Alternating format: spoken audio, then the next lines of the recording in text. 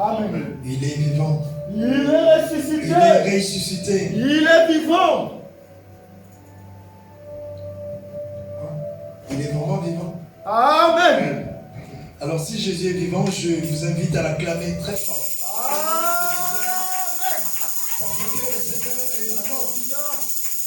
Amen, amen, amen. Amen. Gloire au Seigneur. David a dit, je suis dans la joie quand on me dit, allons dans la maison de l'Éternel. Amen. Alors dans la maison de l'Éternel, lorsque tu es là, ne sois pas triste. Au contraire, tu dois être dans la joie. Amen. Parce que tu es dans la présence de Dieu. Amen. Alléluia. Amen. Amen. Amen. Aujourd'hui, nous allons aborder un thème très important, comme je le dis toujours. Parce que tout ce que le Seigneur nous apprend est très important. Amen. Est-ce que quelqu'un peut nous aider à lire ce passage?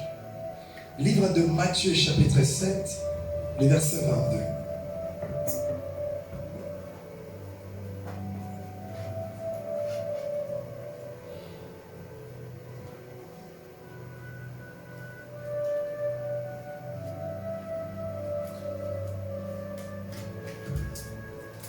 Matthieu, chapitre 7, le verset 22.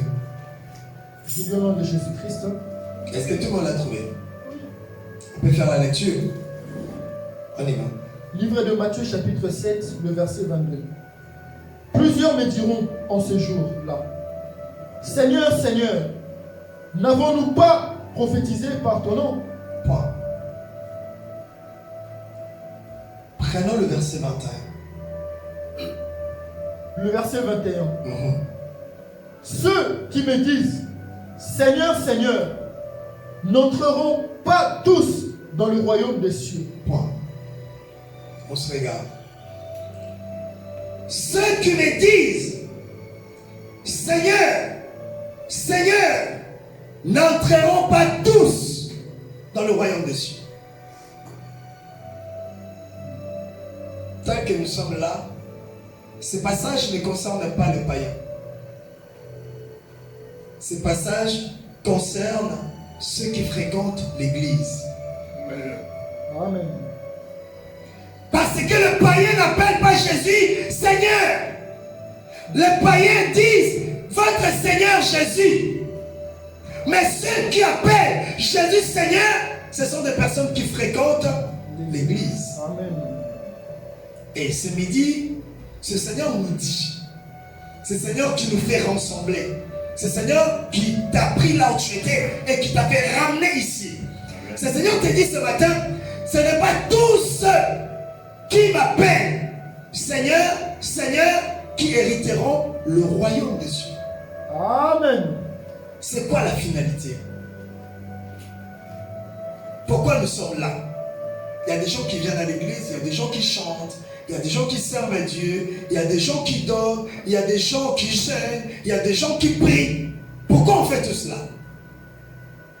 Il y a un objectif, un but bien aimé dans le Seigneur, que chacun de nous fait cela. C'est pour le salut. Amen. C'est pour le royaume des cieux. Amen. Mais Christ te dit, ce n'est pas tous ceux qui disent Seigneur, Seigneur, Seigneur, Seigneur, Seigneur, qui aura part dans le royaume des cieux. Alléluia. Amen. Amen. Amen. On y va, l'homme de Dieu.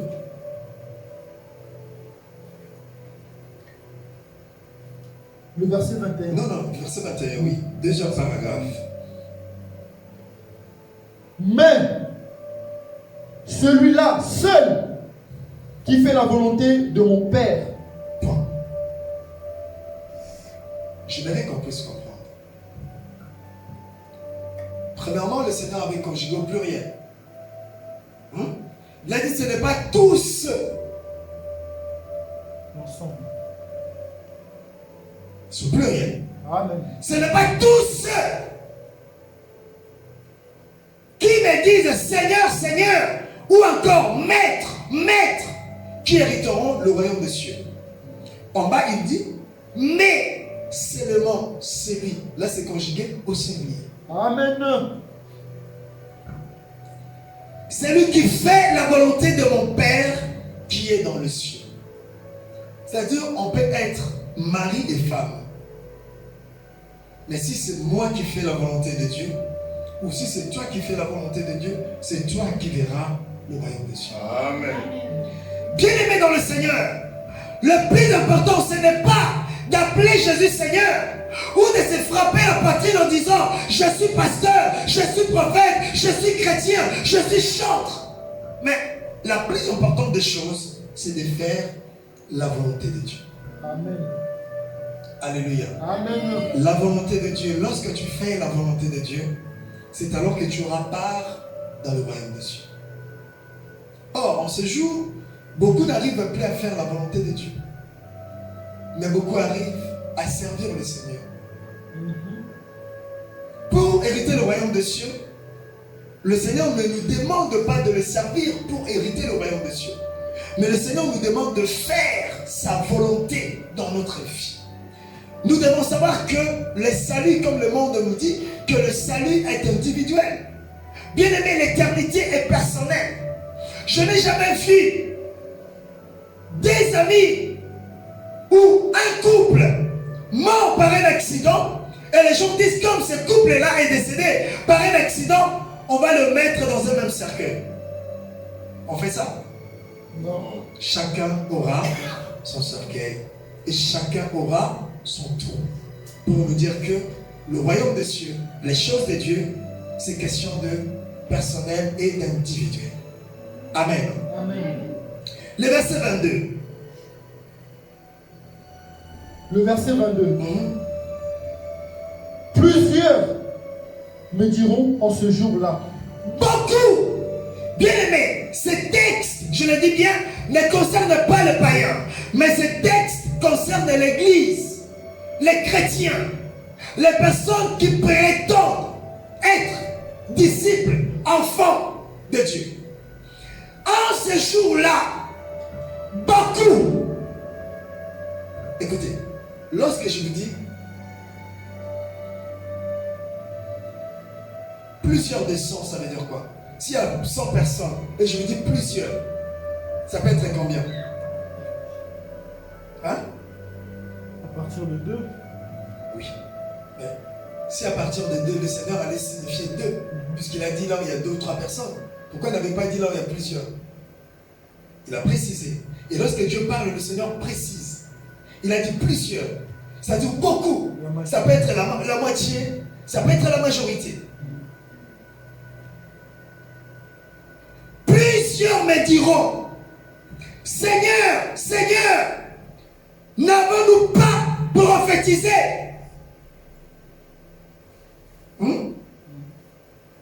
Par ton nom.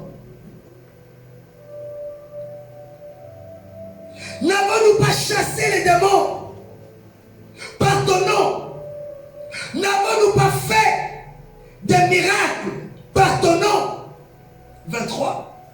Alors, je leur dirai ouvertement, je ne vous ai jamais connu. Retirez-vous de moi, vous qui commettez l'iniquité.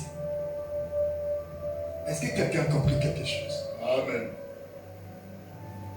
Le Seigneur parle d'une catégorie de chrétiens et aussi des serviteurs.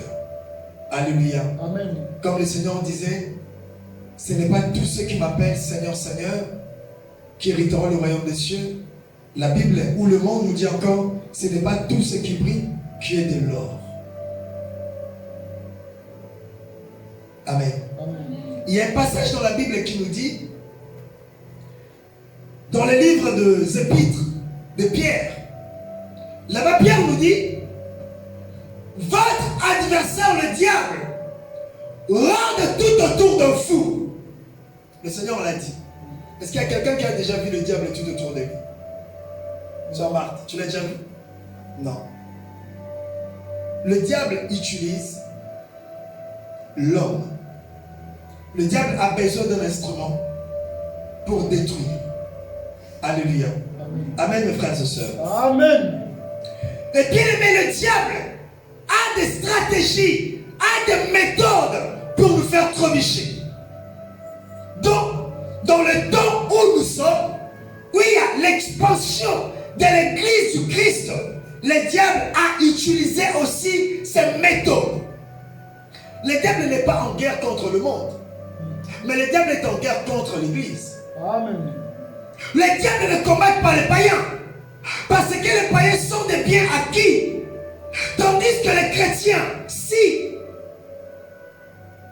il a besoin de conquérir de nouvelles personnes, et ces personnes ne viendront pas d'ailleurs, si ce n'est que dans l'église.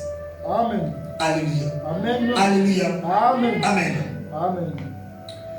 Alors, prenons nos Bibles dans le livre de 1 Jean, épître de 1 Jean, chapitre 4.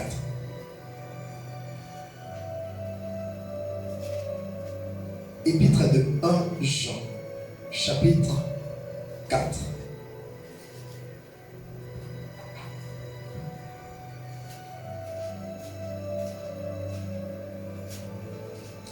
Le verset 1.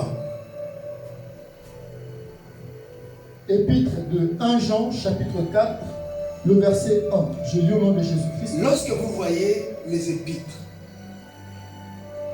le Nouveau Testament a les évangiles, Actes des apôtres, Romains, il y a aussi les épîtres et Apocalypse. Les épîtres, ça concerne la vie de l'Église. Ça parle vraiment de l'Église. Alors la personne qui veut apprendre, connaître la pensée profonde de Dieu doit méditer plus les épîtres.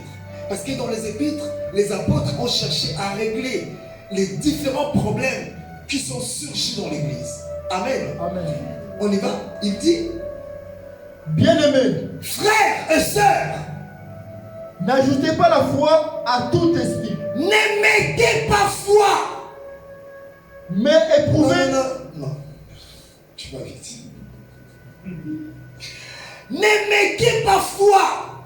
Ça veut dire quoi? À tout esprit. Ne croyez pas à toute personne. Pierre nous le dit. Ne méprisez point la prophétie. Ne minimise pas la prophétie.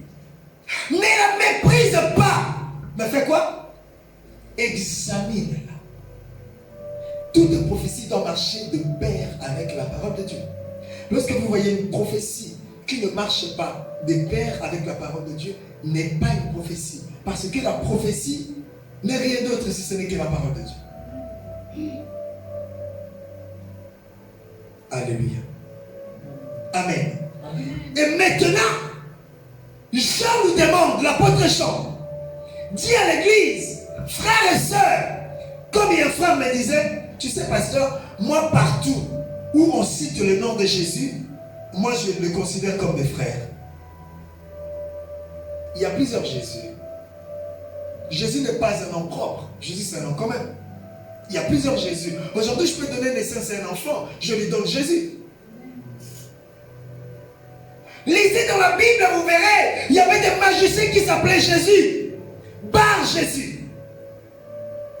Mais il n'y a qu'un seul Jésus, le vrai, c'est Jésus-Christ de Nazareth, pour préciser. Amen, amen, amen. Ne mettez pas foi. Ce n'est pas toute personne qui te parle de Jésus que c'est un enfant de Dieu forcément. Ce n'est pas toute personne qui ouvre la Bible, qui lit la Bible, qui est enfant de Dieu. Ce n'est pas toute personne qui possède une Bible qui appartient à Jésus. Les marabouts ont aussi des Bibles. Des féticheurs ont aussi des Bibles. Aujourd'hui, tu peux aller partout, même à Auchan, je pense qu'ils vendent aussi des Bibles. Alléluia. Amen. Une Bible, ce n'est pas ce qui fait de nous des chrétiens ou des enfants de Dieu. Ce qui fait de nous des chrétiens, des enfants de Dieu, c'est ce qui était inscrit dedans. Amen, amen. Alléluia. Amen. Ne mettez pas foi. Qui veut dire, ne croyez pas toute personne qui t'apporte le nom de Jésus. Amen. Amen. On y va, on va continuer. Mais éprouvez les esprits. Mais éprouvez les esprits. Ça Ça veut dire quoi? Éprouver les esprits.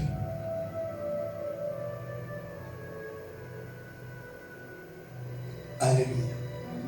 Alléluia. Paul nous a expliqué clairement.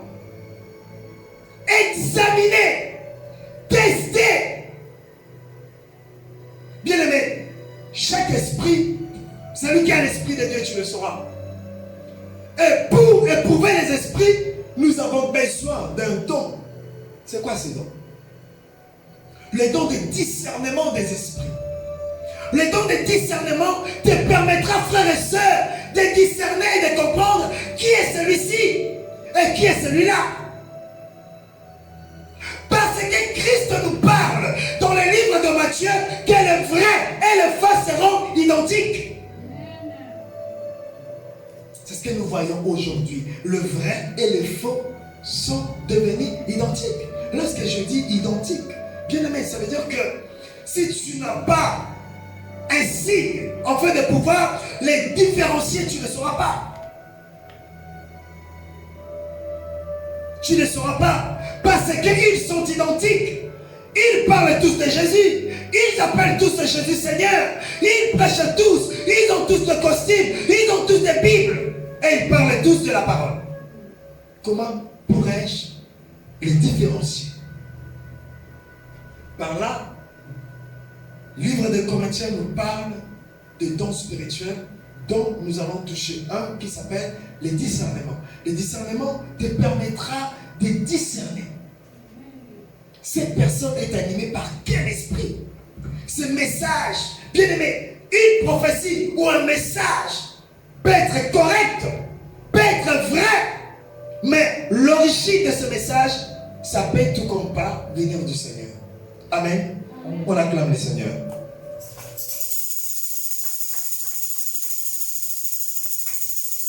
Il faut éprouver les esprits, examiner les esprits, tester les esprits. Si vraiment ces esprits sont de Dieu, on y va. Pour savoir s'ils sont de Dieu. Pour connaître si ces esprits, ces personnes, ces prédicateurs, ces églises appartiennent vraiment à notre Seigneur. Car plusieurs faux prophètes sont venus dans le monde. Car pourquoi Jean nous demande cela? Jean nous dit parce que plusieurs faux prophètes sont venus dans le monde. Et lorsque plusieurs faux prophètes sont venus, ils ont leurs objectifs. L'objectif du vrai et l'objectif du faux ne sont pas pareils. Est-ce que quelqu'un me suit? Est-ce que quelqu'un m'écoute? Ils ont des objectifs très différents.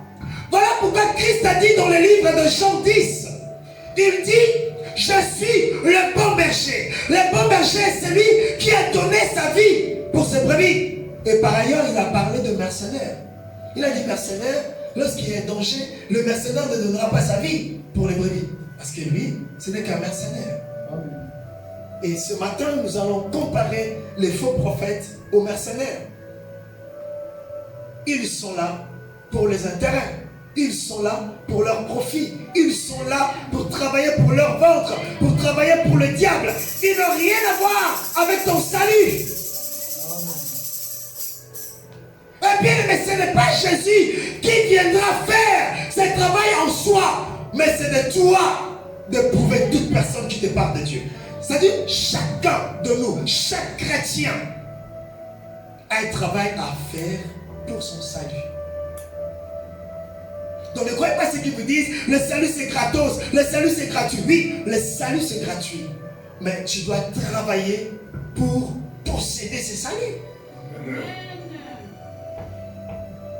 C'est pour cela que Christ a dit, bien-aimé, sois vigilant que personne ne t'égare de ta voie, ne t'éloigne du salut. Mais comment est-ce que ces gens-là pourront-ils égarer, éloigner les personnes du royaume? Ils vont utiliser beaucoup de choses. des stratégies. Comme un homme de Dieu me disait, Kadi, tu sais, l'église de maintenant, il faut avoir des stratégies. On ne peut pas avoir de stratégie dans l'église. L'église, c'est l'œuvre de Dieu. L'église est conduite par l'esprit. Amen. Ce n'est pas à moi de prendre les initiatives et des stratégies. Tu vois, en ce moment, il faut parler plus de la bénédiction. Non, peut-être que le Seigneur veut parler plus du royaume des cieux. Oh, tu vois, en ce moment, les gens n'aiment pas trop le message de confession, de confesser.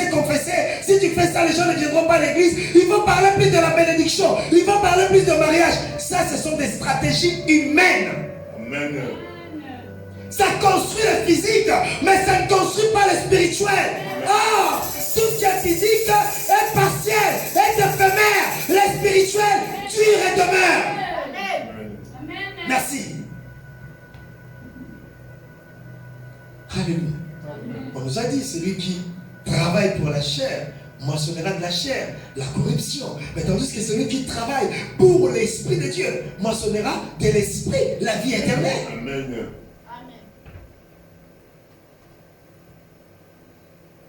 Car plusieurs faux prophètes sont venus dans le monde.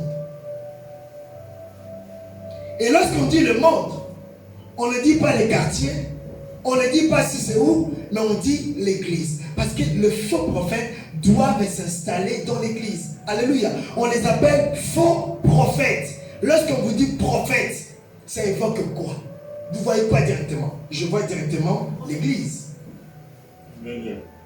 Prophète, église. Pasteur, église. Berger, mouton. C'est ça, non? Acclamez le Seigneur.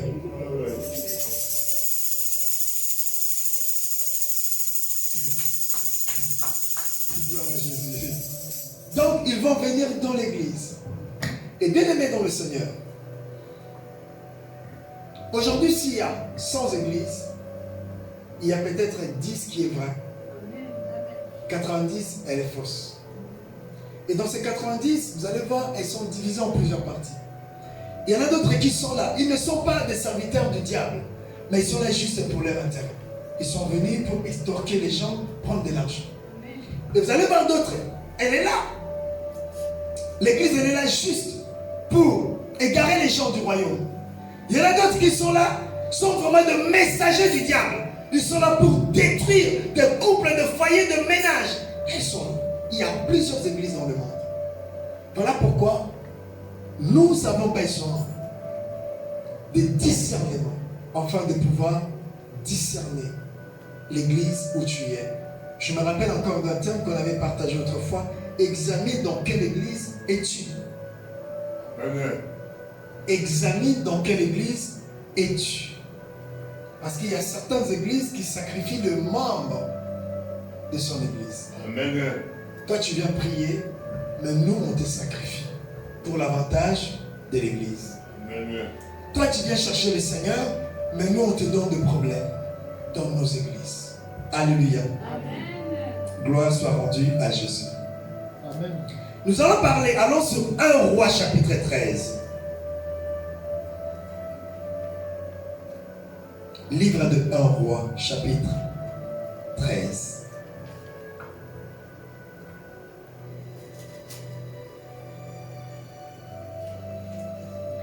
À partir du verset 11.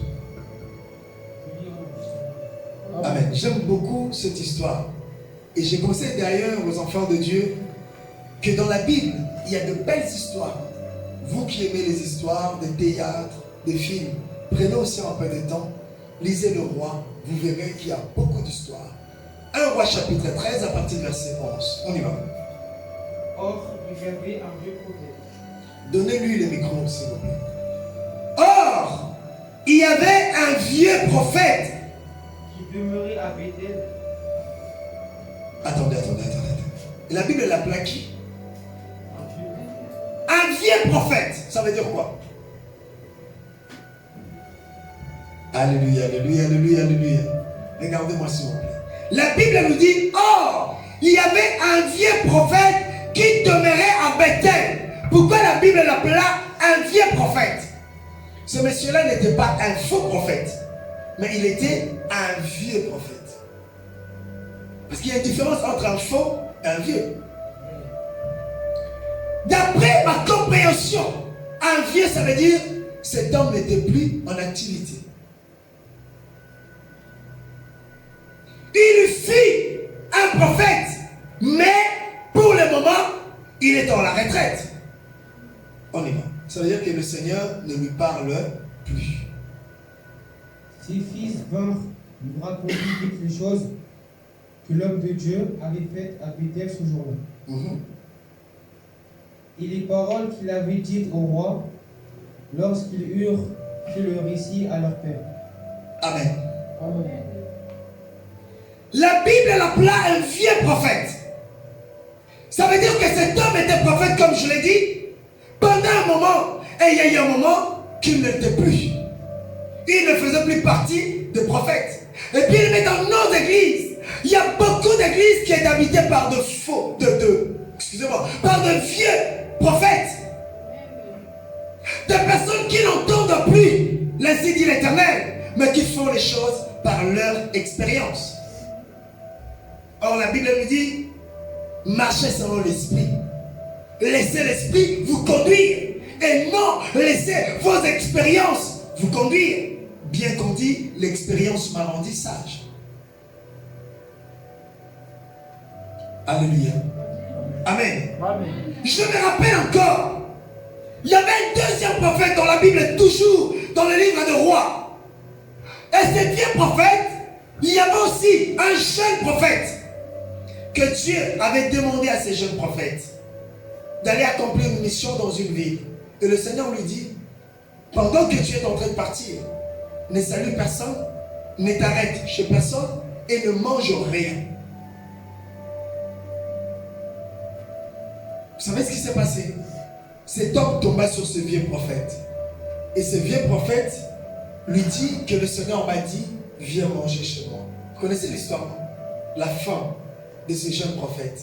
Quand il a mangé, le Seigneur lui dit, non, le Seigneur lui parlait d'ailleurs, toujours dans la bouche du vieux prophète, que je t'avais interdit de ne pas manger, mais tu as mangé, tu mourras. Alléluia. Amen. Ça veut dire quoi? Le jeune prophète avait eu la mort à cause de qui? Du vieux prophète. Parce que le vieux prophète n'entendait plus l'ainsi dit l'Éternel. Mais le vieux prophète l'a induit en erreur. Comme il y a beaucoup de fidèles, beaucoup de chrétiens, que le faux prophète et le vieux prophète ont égaré de la voie du Seigneur. Il y a des mariages aujourd'hui qui sont fondés par la prophétie.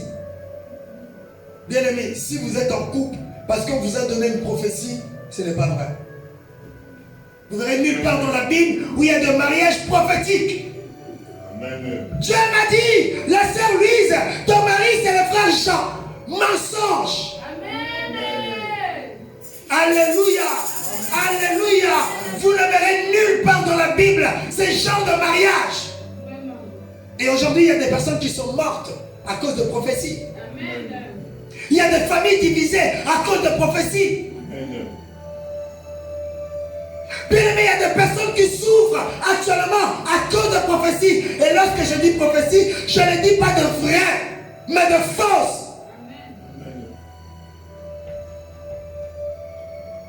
Et il y a des fidèles qui aiment qu'on leur dise des choses. Papa, Daddy, qu'est-ce que Dieu a dit? Daddy, qu'est-ce que Dieu a dit? Pasteur, qu'est-ce que Dieu a dit? Écoutez, le Seigneur qui peut me parler, mais c'est le même Seigneur. Mon Seigneur est aussi ton Seigneur. Si mon Seigneur peut me parler, ça veut dire que le même Seigneur peut aussi te parler. Car la Bible nous dit, il ne fait rien sans avoir révélé son secret à ses enfants. Si vraiment tu es son enfant, le Seigneur te parlera. Pourquoi le Seigneur me parle toujours par toi? Mais les rideaux a été déchirés. Bien aimé, il n'y a plus de séparation, il n'y a plus de liens saints, de liens très saints et de parvis. Tout le monde peut accéder aux choses spirituelles. Amen. Amen. Acclamons le Seigneur.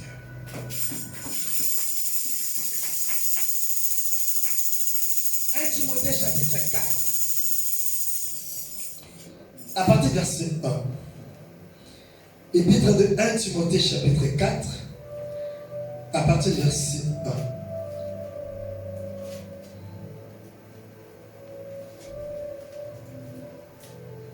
1. Livre de 1 Timothée chapitre 4, à partir du verset 1.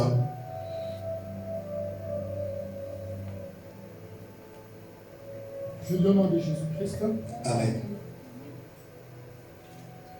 Mais l'Esprit dit expressément que dans les derniers jours, dans les derniers temps, quelques-uns abandonneront la foi. Point. L'Esprit dit expressément que dans les derniers temps, quelques-uns abandonneront la foi. Amen. Notre thème de ce midi est la fausse doctrine dans l'Église du Christ. Bien aimé, c'est-à-dire la fausse doctrine. C'est la doctrine qui s'oppose, qui est contraire à celle de Jésus. Or, la Bible nous dit, nous n'avons pas d'autres fondements à poser dans l'Église, si ce n'est que les fondements qui ont été posés par les apôtres. Alléluia. Bien aimé, le seul fondement est que Jésus est Seigneur et Christ reste la pierre angulaire. Amen. Mais la Bible nous dit, l'Esprit nous dit expressément que dans les derniers temps, quelques-uns, on parle de qui? Lorsqu'on dit quelques-uns, on parle des chrétiens. Des personnes qui ont connu la vérité. Les personnes qui ont servi et marché dans la lumière. Ils abandonneront la foi, qui veut dire la doctrine du Christ, pour s'attacher aux esprits séducteurs et à des doctrines de démons. Vous savez, les gens n'aiment plus la vérité parce que même les chrétiens ne supportent plus la vérité. Amen. Parce que la vérité, comme on dit dans le monde, la vérité blesse. La vérité fait mal, la vérité pique, la vérité. Les gens n'aiment pas la vérité. Et l'Église est plongée dans l'hypocrisie. Et l'hypocrisie, c'est ce que nous appelons le mensonge. Or, Christ nous dit. Christ nous parle de qui? Le père de mensonge, le diable. L'Église aime le mensonge, l'Église aime l'hypocrisie, et c'est ce qu'elle appelle la diplomatie. Chez Dieu, il n'y a pas la diplomatie, et dans la Bible, cette appellation n'existe même pas. Beaucoup abandonneront la foi. Quelques-uns abandonneront la sainte doctrine, la pureté, la droiture, la vérité, la transparence, la lumière, pour s'attacher au mensonge, à l'hypocrisie. Tu sais, je ne t'aime pas, mais comme nous sommes à l'église, je dois te serrer la main. Non, je ne t'aime pas, je ne t'aime pas. Amen. On ne se parle pas. Mais comme nous sommes à l'église, je te dis bonjour. Je suis en train de m'arranger pour t'empoisonner. Mais comme nous sommes à l'église, je t'appelle ma soeur. Lorsque je vois au marché, tu ne me dis pas bonjour. Mais comme nous sommes à l'église, tu me dis bonjour. Non, si tu ne me parles pas dehors, ne me parle pas à l'église. Amen. Si tu ne me salis pas dehors, ne me salis pas à l'église. Moi, je ne veux pas d'hypocrisie. Amen. Amen. Oh non, tu sais, à l'église, c'est comme Arche de Noé. À l'église, il n'y avait pas de haine, il n'y avait pas de division. Oui, si tu sais que dans l'église, il n'y a pas de division, mais sors. Pourquoi tu ramènes la division à l'église? Amen. On ne reconnaît pas un vrai chrétien à l'église. On reconnaît un vrai chrétien dehors. Amen. Parce que ici, je peux t'insulter. Tu diras rien. Si je te dis ta mère, tu diras rien. Mais non, si je te dis ta mère, tu diras quoi? Tu m'as insulté ma mère. Oh non, aujourd'hui on verra. Tu mets tout sauf ça. On reconnaît les vrais chrétiens dehors, au marché, Amen. au travail, dans la famille, à l'école. C'est là où on va reconnaître des vrais chrétiens. Amen. Dans nos ménages, dans la maison. Alléluia. Amen. Les gens abandonneront la foi pour s'attacher aux esprits séducteurs. Pourquoi les gens vont s'attacher aux esprits séducteurs? Parce que les gens aiment le mensonge. Amen. Lorsqu'on parle de mensonge, flatterie aussi. Amen. Ah, frère, tu es beau, hein? Mais je sais que tu n'es pas beau. Ah, sœur, tu es bien coiffée, hein? Mais en réalité, au fond de moi, je me dis, hey, elle est moche. Mais quand je viens, je te dis, ma sœur, ta coiffure là ne te va pas. Il faut demain faire ça. Tu dis, ah, pourquoi il me dit ça? Vous voyez les gens n'aiment pas ça. Les gens aiment les gens qui les flattent. Oh, tu as un corps de rêve. Mais je dis, hé. Oh, regarde ta teinture. Tu incarnes la beauté. Là où vous allez voir maintenant la soeur, elle va commencer à venir tous les dimanches parce qu'elle a besoin qu'on lui dise ça.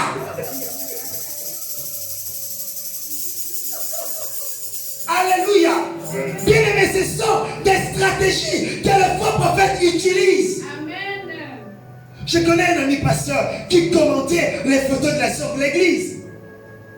Oh, regarde la beauté. La sœur la plus belle de l'église.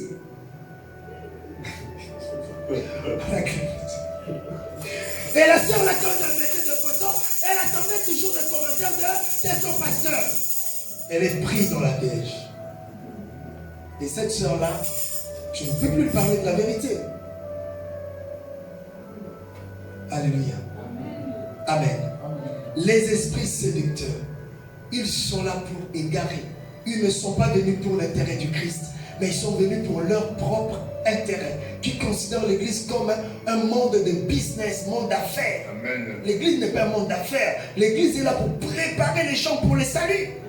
Amen. C'est ça l'objectif de l'église. Amen. Le verset 2, la Bible nous dit, pourquoi ils vont abandonner? 2. Par l'hypocrisie de faux docteurs. Je l'ai dit tout à l'heure, ils sont hypocrites. Écoutez, portant la marque de la flétrissure dans leur propre conscience. Flétrissure, ça veut dire quoi? La haute considération. Hein? Je vais faire la lecture comme ça, vous allez comprendre. Le verset 3. Ils prescrivent de ne pas se marier. Je sais, il y a une religion qui dit ça, hein, de ne pas se marier. Et ils ont la haute considération. Parce que quand tu as des élections au pays d'Afrique, ils invitent ces gens-là. Soit disant, ils sont verdicts, ils disent la vérité. Mais la Bible les appelle qui? Des esprits séducteurs. Est-ce que quelqu'un me suit? Amen.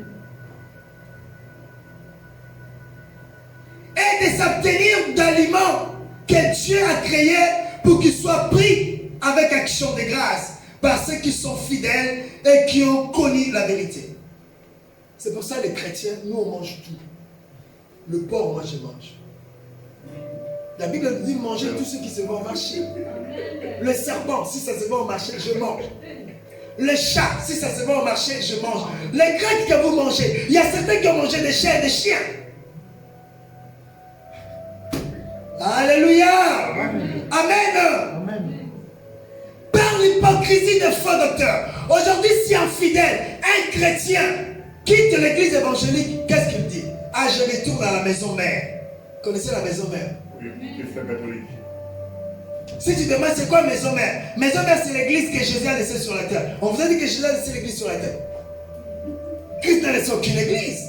Christ n'a pas fait d'église. Alléluia.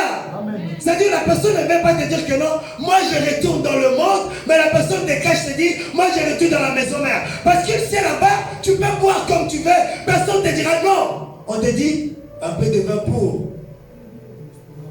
Pourquoi vous dites pas? Un peu de vin pour l'estomac. Pour le moment. Oh, tu sais pas, Paul avait dit à Timothée, Timothée, pour ton estomac, ne continue pas simplement à boire de l'eau, il faut un peu de vin. Est-ce que toi tu es Paul? Tu es Pierre? Tu es Timothée? Tu as des problèmes d'estomac? Non! Le Seigneur nous parle dans le livre de Lévitique. Si quelqu'un veut se donner à servir Dieu, il doit se séparer de quoi? De vin. Pourquoi? Pour séparer et distinguer ce qui est parfait et ce qui est imparfait, ce qui est parfait et ce qui est bon. Alléluia. Alléluia. Alléluia. Et il a dit, pour les sacrificateurs, le vin est interdit. Et Christ nous dit dans le livre d'Apocalypse qu'il a fait de nous un royaume des sacrificateurs. Amen. Et si quelqu'un veut reprendre le vin, l'alcool, Henken, Belfort, Belaise, qu'est-ce qu'il fait? Ah, tu te dis, mais comment est-ce que le pasteur ici, tout ça, ça veut dire, c'est un grand buveur. Ma tante, elle avait un restaurant, donc du coup, je travaillais des fois avec elle. Alléluia. Amen. Amen. Amen. Alors si quelqu'un veut reprendre cela, qu'est-ce qu'il fera? Il dira, moi je retourne à la maison parce que vous dans les églises évangéliques, il y a trop de problèmes. Parce que là-bas, il va boire comme il veut. Amen. Il fera tout ce qu'il veut. Il peut avoir 4, 5, 6 mariages de bureau comme il veut. Personne ne lui dira quoi que ce soit. Tandis qu'ici, il y a des règles à suivre. Parce que la doctrine du Christ, Christ a imposé des règles que toute personne doit suivre. Et bien aimé, nos églises actuelles sont infiltrées. Et il y a les faux prophètes qui se sont installés dans nos églises. Et ils sont venus, non, pour vous préparer pour le royaume, mais pour vous égarer. Alléluia. Amen. Amen. Amen. On y va sur 2 Timothée. Non, retournons sur 1 Jean d'abord. Chapitre 4, on a lu le premier verset. Lisons maintenant le deuxième verset. Épître de 1 Jean. Chapitre 4, à partir du verset 2. Amen.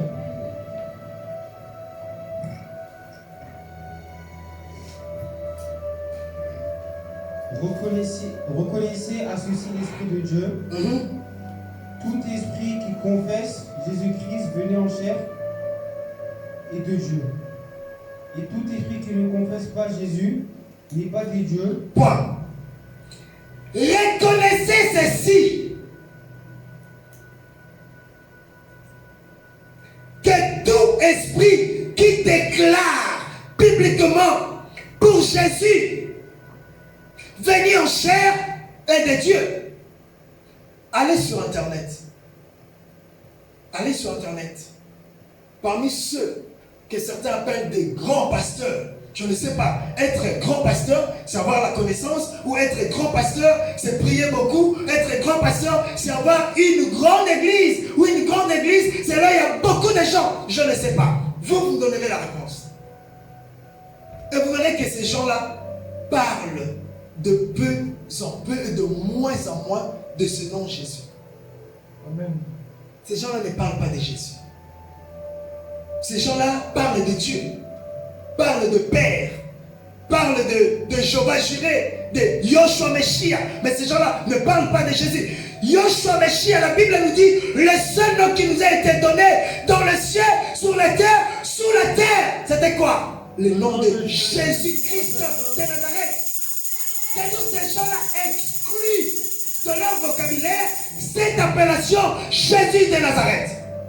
Et Christ nous dit, toute personne qui n'arrive pas à parler bibliquement de Jésus ou de ce nom Jésus n'est pas de Dieu. Amen. N'est pas de Dieu. Regardez leur prédication. Vous verrez, leur prédication ne parle pas de Jésus. Comme un m'avait dit, Kadi, tu sais, il faut préparer des prédications concernant les circonstances qui se passent maintenant dans le monde. Comme dans le monde, il y a la guerre, qu'est-ce qu'on va parler? Hein? Quelqu'un dit Noé? La fin du monde. Parce qu'il y a la guerre, il faut parler de la fin du monde. Quelqu'un m'a dit, oh pasteur, un tel a parlé, il a dit, c'est la guerre Il a dit quoi? C'est la guerre de Gog et Magog. Mais moi je me dis, mais attendez, la guerre de Gog et Magog, ça se passera où? Parce que c'est bien précisé dans les livres d'Ézéchiel. Gog et Magog, ça ne sera pas en Europe, ça sera en Asie. Gog et Magog, c'est après Armageddon. Armageddon, c'est après enlèvement. Mais l'église n'est pas encore été enlevée. L'église est là. L'antéchrist n'a pas encore fait son apparition. Amen. Mais on nous parle déjà de Gog et Magog. Alléluia. Parce que ce sont des personnes qui préparent des messages concernant les circonstances que nous voyons. Et non concernant l'Esprit de Dieu. Alléluia. Amen. On continue. 3. C'est celui de l'Antéchrist, dont vous avez appris la venue et qui maintenant est déjà dans le monde. Point. Tu ne respectes pas de virgule. Le verset 3. Et tout esprit qui ne déclare pas bibliquement pour Jésus n'est pas de Dieu. Celui de l'Antéchrist. Est-ce que vous avez compris? Toute personne, tout esprit, tout prédicateur, tout prophète, tout évangéliste qui ne déclare pas bibliquement Jésus n'est pas de Dieu. Amen. Mais est celui de l'Antéchrist, qui veut dire l'opposant du Christ.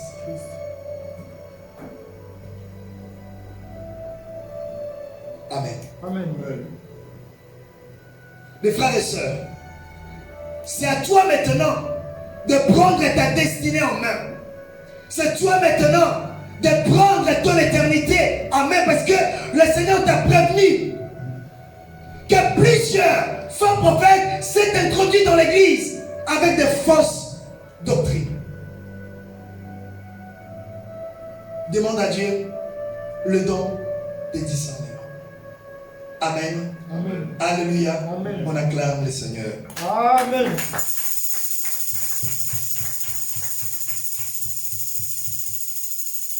Timothée chapitre 4, verset 2, on va arrêter par là. Épître de 2 Timothée chapitre 4.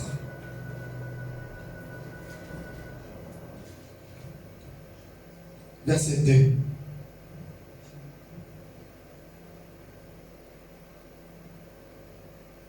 J'ai lu. Prêche la parole, insiste en toute occasion, favorable ou non. Reprend, censure, exhorte avec toute douceur et instruction.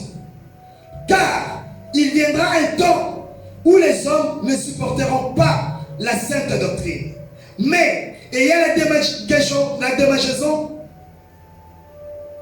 d'entendre des choses agréables, ils se détourneront d'une foule de docteurs selon leur propre désir.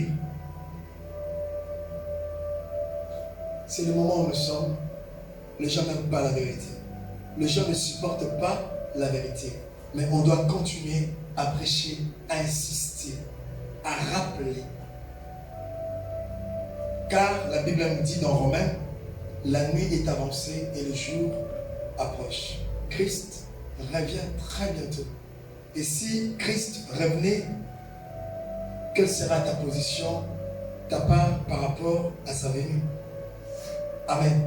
Amen. Alléluia. Amen. On va s'arrêter par là. Mais n'oubliez pas qu'avant l'enlèvement de l'église, il y aura l'apostasie. Et avant l'apostasie, il y aura la fausse doctrine qui s'installera dans l'église. Et aujourd'hui, nous avons vu, et vous le voyez tous dans les réseaux sociaux, dans les histoires partout, comment la fausse doctrine s'est installée dans l'église de Dieu. Et nous avons du mal, vraiment du mal, à différencier le vrai et le faux. Amen. Que le Seigneur vous bénisse.